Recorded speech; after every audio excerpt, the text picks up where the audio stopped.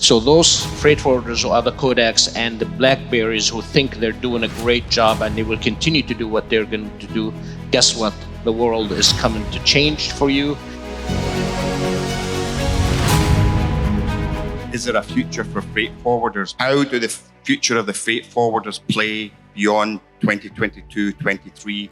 And do we see the demise, in some cases, of not all, but do we see in certain cases freight forwarders getting eliminated or squeezed out of the future market offerings as shippers try to control the supply chain? I do agree with Ram. There will not be, definitely it will not mean the end of the freight forwarders, but will there be a demise of some of the freight forwarders out there? Yes, absolutely, there will be.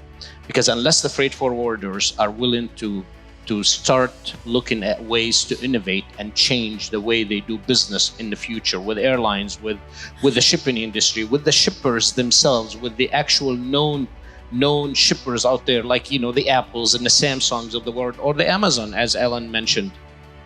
There will definitely be a need for freight forwarders because there are certain elements that only freight forwarders can actually tackle and do that, and it would not be as expensive as the other ones. But the industry itself, these freight forwarders need to understand that the way of the future has to change. Just look at Kodak, look at Blackberry versus looking at Samsung and Apple.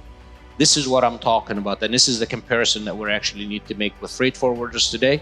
So those freight forwarders who are the Kodaks and the Blackberrys who think they're doing a great job and they will continue to do what they're going to do, guess what? The world is coming to change for you, and there will be some changes that are going to be very rough to accept.